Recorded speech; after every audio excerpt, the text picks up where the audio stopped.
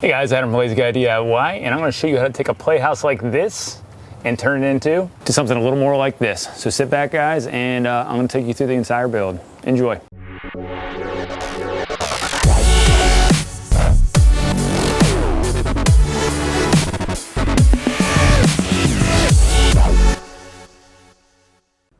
When I first pitched this idea to my friends at Handy Products, we had two towers here, and we realized this wasn't going to work. So we came up with this design, which is a little closer to the final one. And then we switched it up again and put one ladder on, and then we started adding trim, so it looks a little bit better.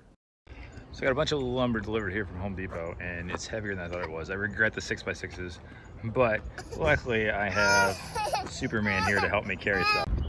So I ended up pulling all this out here, and we had a bunch of plants in here, roses and anything else, and hydrangeas, and ended up transplanting them to the other side of the yard. So this is all taken care of now. So now we'll do is we'll start surveying this and lay out spots for the posts, dig holes for footers, and then get pouring concrete.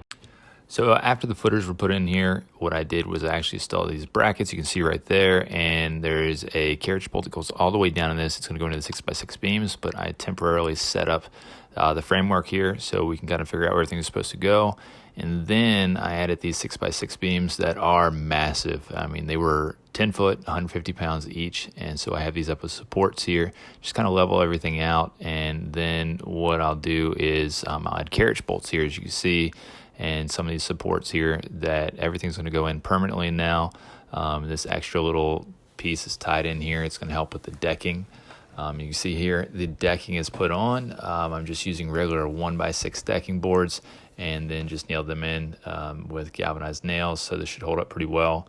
And just stepping back in time here a little bit too, what I ended up doing was I temporarily attached the top deck here, and that way it shored things up before I put on the bottom.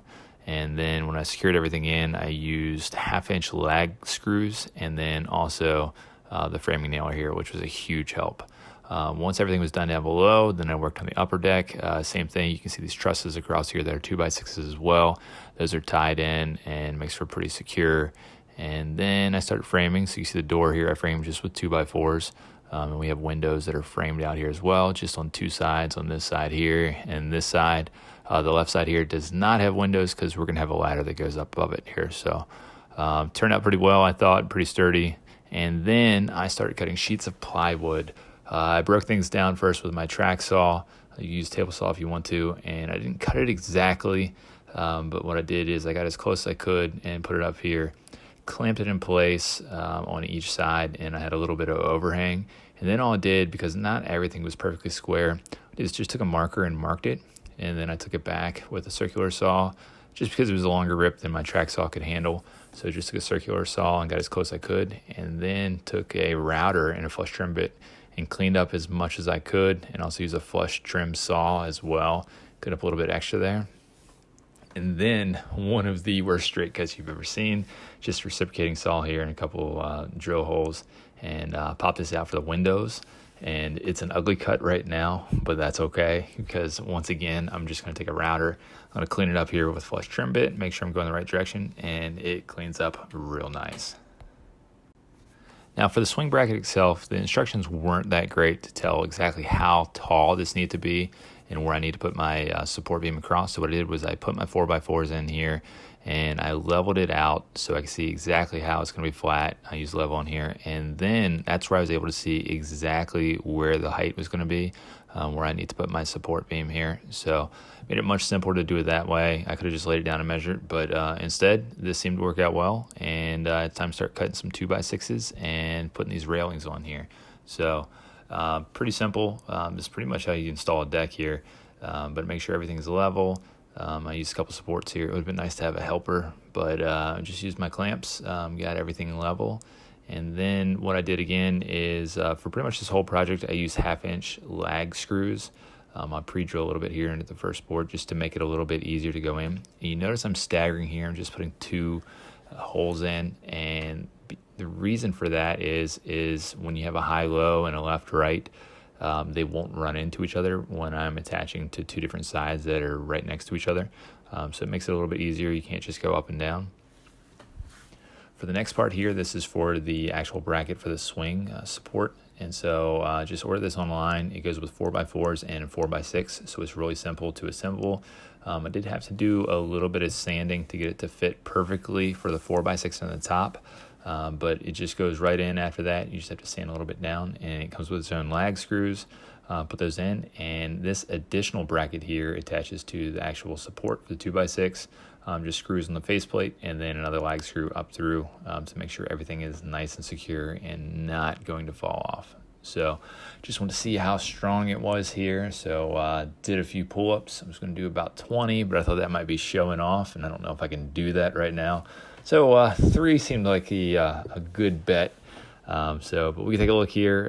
Everything's up for the swing supports, and the panels are on. Everything's cleaned up, looking pretty nice. I have a couple of supports up top for the railings, and you can see everything looks pretty good inside here. So we're going to move along here and talk about our sponsor. So I mentioned earlier that we were fortunate enough to have this video sponsored by our friends from Handy Products. You know them from the Handy Paint Pail that you can see in the background there, and the Handy Paint Tray. They're great for working with, and especially these liners here are nice because cleanup is a breeze. I'll show you that here a little bit later.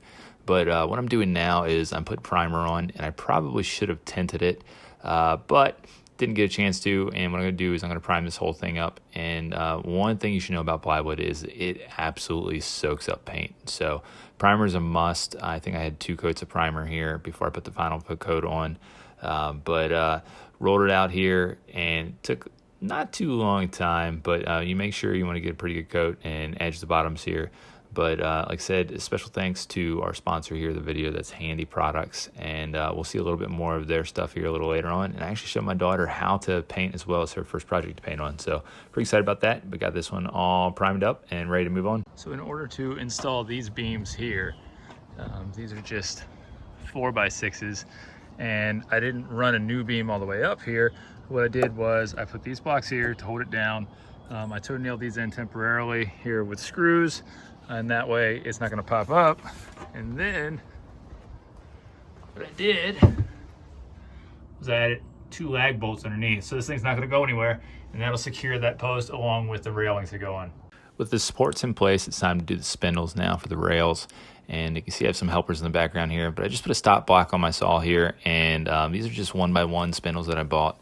Got these from Home Depot, so made it real quick since I had about 30, I think 32 of these to cut up. And then what I did is I just made a quick little jig here and just showed me where to pre-drill these, so when I go to install them, it's a little bit quicker and I don't split them. But nothing crazy here.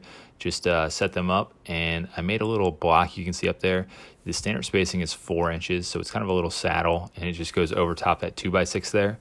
And so at that point, once I know I have my first spindle centered and level, then any other one I put on after that, I know is going to be level as well, just with my 4-inch spacing. So be careful, make sure you know exactly where your spacing needs to be. But this went like a breeze. It went pretty quickly like this, except for I ran out of screws at one point and had to go to the store and get some more. But went on, attached them, and ready to cruise on to the next part of this. So my daughter was very excited to help painting here. She's never really done a big project like this before, and so she's never really painted either, so she's getting some tips here.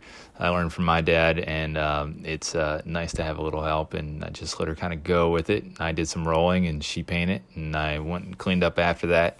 But she was a big help here, and rolling was a breeze with that primer coat on here. So the color here is actually called Naval Seawall. It's matches the color of our house. So after I had a little bit of help here, it was time to clean up. And I mentioned this before, but the beautiful thing about Handy Products here and their tray inserts is you can just dump your extra paint out, and then you just pop these little plastic liners out, and it makes cleanup literally seconds. You don't have to worry about cleaning out the paint tray. So you see this pops out, nothing in there, and this one pops out as well, nothing in there as well.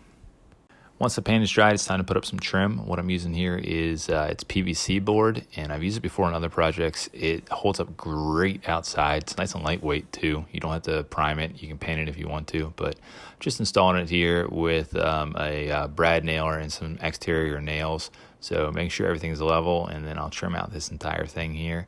And it looks pretty good, goes up quickly. Did the windows as well. and around the different sides. So up next here is the ladder on the backside, and what I have here are these 2x4s. I'm installing lag screws here. These are only about 11 inches long, and I have a little bit of an overhang, and it's a specific length, so you can see with the stair treads here, but I'm just installing it in, and then I'm going to have these 2x6s that I've been saving, and I'm going to run some carriage bolts through these here, but I had to make sure I had the right length. They're spaced 24 inches out from the bottom, and then I'm putting these in here. I wanted a little bit of overhang, so I'm going to clamp these in plates here, and I'm going to drill some pilot holes here, once again 1/2 inch. So put those through, and then I'll put these carriage bolts in. And the reason for this is that there's a little bit of leeway here so they can move a little bit, just as the ladder settles, and then I'm going to put these treads on up top. Again, these are 1x6 boards that I was using just for the decking, and this is why these were 11 inches long, because 1x6s are actually 5.5. So I'm going to put this second one on here, and it just has a little platform that makes it easier for the kids to get up and down. And I'll have some handles too that help as well, but just kind of makes an easier landing zone for the kids. So that's all secure, and now I'm going to put up, I got some rock climbing wall handles that I installed as well, so I put those on, and then I'm going to put these 1x6 decking boards up on these 2x6s as well. And as you'll see here in a second, I'm going to space these about 3 inches apart, and once I put them on, I'm staggering the handles, just one on the left, one on the right, and they go all the way up and down. I think I had 8 in total, but just if it's something a little bit different, if they want to grab onto with their hands and they have their feet when they go up here. So just something a little fun, a little added color, but it turned out pretty well. So these handles I just ordered online as well. They just go in with some lag screws and just pre-drilled a little bit here and installed them in, but just an extra little handle helps kids get up, especially my kids are a little bit younger. So another thing I'm putting in here, almost finished, are these swing brackets. They just go right in with the lag screws again. I just clamp one side up, and I actually took it apart just to make sure I had enough clearance here to install the lags, but I didn't need to, but just drove them right in, and I'll reassemble it here. And this one's for the monkey bars, and so, or just kind of like the rings and monkey bar to hang down. So just make sure it's spaced correctly, and then they clip right in with some carabiners. So just real easy to install, and then put 2 more on down here for swings. And that was it for this entire build here. You can see I have the little nap pod. It's called a Huggle pod. There in the middle, the kids can go in. So a little bit of everything for everybody, and holds up to my weight, so must be a good install. So that's it, guys. So you can see the original design there. Here's what it looks like at the end, and I think it turned out great. I'm pretty excited about it, and hopefully my kids like it. Hopefully they should, and it should last for a while. Hey guys, hopefully you like the build. If you want full build plans, they're available on lazyguydiy.com. And make sure you hit the subscribe button if you like this video. You can check out more. So that's it, guys, and I will see you on the next time.